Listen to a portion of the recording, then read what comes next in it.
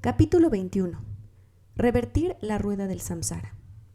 Generalmente sentimos que hay un gran problema que tenemos que arreglar.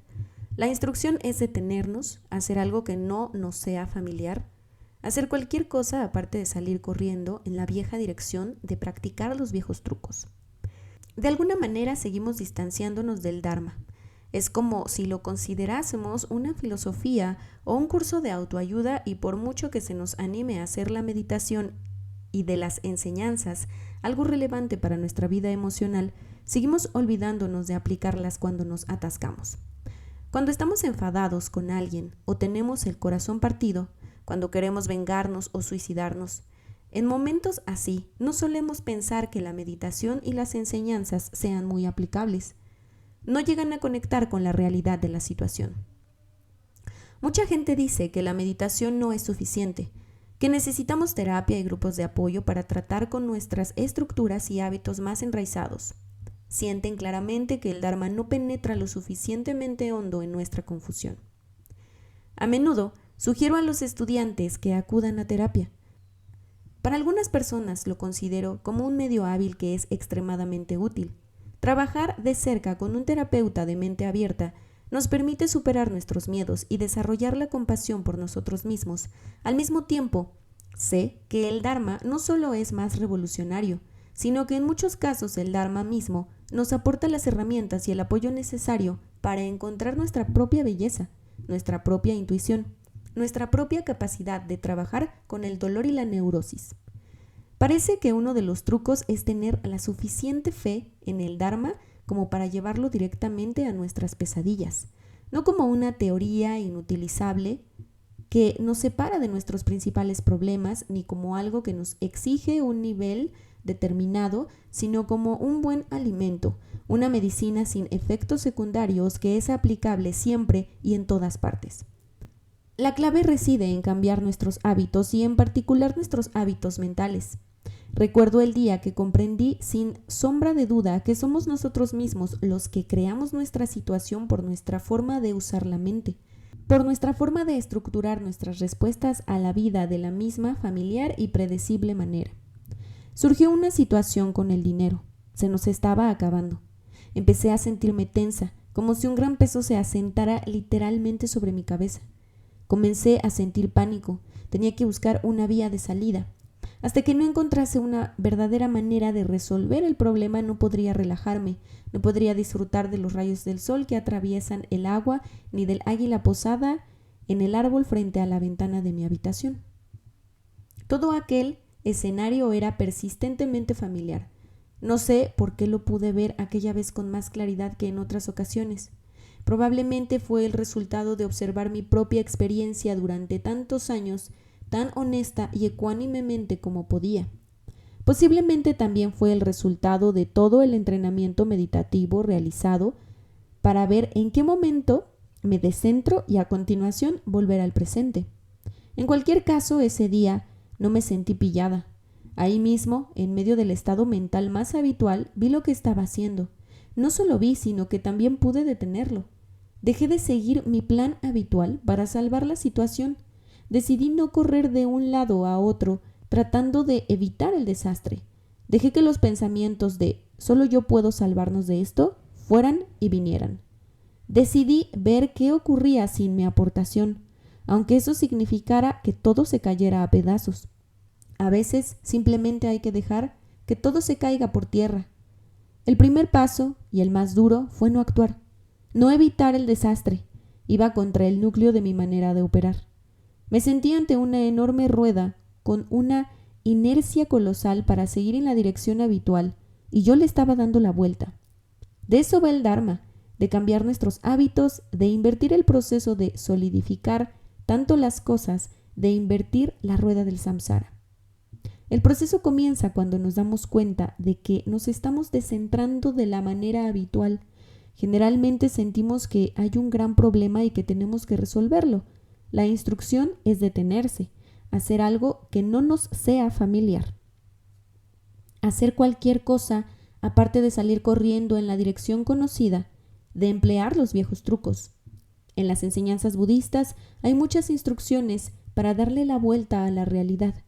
Una oye consejos como medita sobre lo que te provoque resentimiento o reclínate sobre las aristas más afiladas. Mientras Trungpa Rinpoche estaba todavía en Tíbet, su profesor Khenpo Gangsar lo educó en este estilo de vida. Se denominaban instrucciones sobre la naturaleza no dual de la realidad. Una vez preguntamos a Rinpoche qué le había pasado a Khenpo cuando escaparon de Tíbet. Dijo que no estaba seguro, pero que había oído que mientras el resto de ellos huía hacia India, Khenpo caminaba hacia China. Este es un tipo de instrucción que podemos aplicar a nuestra vida y puede producir cambios revolucionarios en nuestra manera de percibir las cosas. Mi primer paso fue decidir que no iba a actuar siguiendo mi impulso habitual. Se trataba de una prueba, de una exploración de las enseñanzas budistas que dicen que creamos nuestra propia realidad, que lo que percibimos es nuestra propia proyección. Todo en mí anhelaba repetir el antiguo curso de actuación, pero recordé las enseñanzas que dicen que hasta que dejemos de aferrarnos a los conceptos del bien y del mal, el mundo seguirá manifestándose como dioses amistosos y demonios dañinos. Quería explorar si eso era verdad o no. Pude experimentar sin ponerme rígida ni hosca gracias al profundo entrenamiento que tenía en hacerme amiga de mis pensamientos y emociones. En cierto sentido, si no cultivamos una amistad incondicional hacia nosotros mismos, no avanzamos en el sendero. Es una gran ayuda saber que cuando meditamos y cuando escuchamos las enseñanzas, lo que estamos haciendo es desplegar bondad. En una ocasión estuve dando un curso en Austin, Texas, y al acabar el fin de semana un hombre se acercó y me dijo lo mucho que apreciaba la instrucción de percibir el tono de nuestra propia voz cuando etiquetamos nuestros procesos mentales de pensamiento y que, si el tono era hosco, debíamos repetirlo con más delicadeza. Verdaderamente me he tomado esa instrucción a pecho, me dijo, y ahora, cuando mi mente divaga, solo me digo, estás pensando, colega. Sin embargo, tras muchos años de práctica, muchos seguimos pronunciándolo con rudeza. Practicamos con culpabilidad como si fuéramos a ser excomulgados por no hacerlo bien. Practicamos para no sentirnos avergonzados con nosotros mismos, temiendo que alguien descubra lo malos meditadores que somos. Hay un viejo chiste que dice que budista es aquel que medita o se siente culpable por no meditar. Estas actitudes no son muy alegres. Quizá la enseñanza más importante sea la de aligerarse y relajarse. Para trabajar con nuestras locas y embrolladas mentes, es una gran ayuda recordar que lo que hacemos es abrir paso a la suavidad, ya que está en nosotros, y dejarla extenderse. Dejamos que difumine las agudas aristas de la autocrítica y la queja. Algunos podemos aceptar a los demás, estén donde estén, con mucha más facilidad de lo que nos aceptamos a nosotros mismos. Sentimos que la compasión está reservada para los demás y nunca se nos ocurre sentirla por nosotros mismos. Mi experiencia me enseña que cuando practicamos sin tomárnoslo como un deber, vamos descubriendo gradualmente nuestro despertar y nuestra confianza. Gradualmente, sin programa previo, excepto el de ser honestos y bondadosos, asumimos la responsabilidad de estar aquí, en este mundo impredecible, en este momento único, en este precioso cuerpo humano. Por fin llegué a ese momento en el que estaba preparada para ralentizar el impulso habitual de mi mente y dejar de ser tan predecible. Empecé por dejar de actuar de la manera habitual. Me resultó difícil porque sentía muchas ganas de resolver el problema. Era la sensación que Trungpa Rinpoche llamaba nostalgia del samsara, pero mi curiosidad respecto a las enseñanzas era mayor que mi anhelo de hacer lo que siempre había hecho. Estaba entrando en tierra de nadie y me sentía temblorosa. Era una situación real, no una elevada teoría que hubiera leído en algún libro. No sabía qué pasaría a continuación, pero cualquier cosa era preferible a reaccionar como siempre lo había hecho.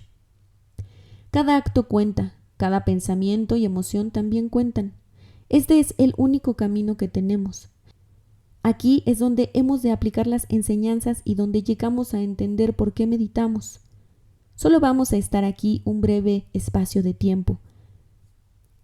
Aunque vivamos hasta los 108 años, nuestra vida será demasiado breve para ser testigos de todas sus maravillas. El Dharma, es cada acto, cada pensamiento, cada palabra que pronunciamos. ¿Estamos dispuestos a darnos cuenta cada vez que nos descentramos y hacerlo sin avergonzarnos?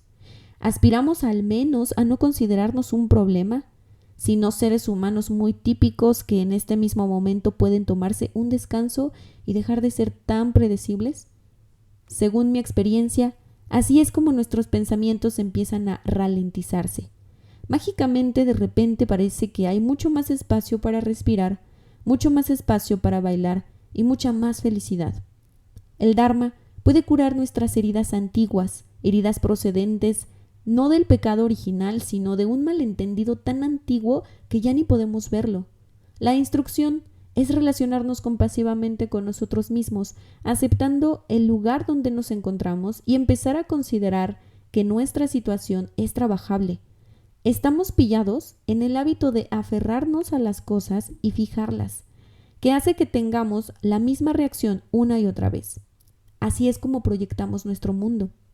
Cuando vemos este mecanismo, aunque solo sea un segundo, cada 3 semanas, podemos pillarle rápidamente el truco a este proceso de solidificar las cosas y podemos detener nuestro mundo claustrofóbico, dejando en el suelo el equipaje que acarreamos desde siglos y entrando en un nuevo territorio. Si preguntas cómo hacerlo, la respuesta es simple. Haz del Dharma algo personal, explóralo de todo corazón y relájate.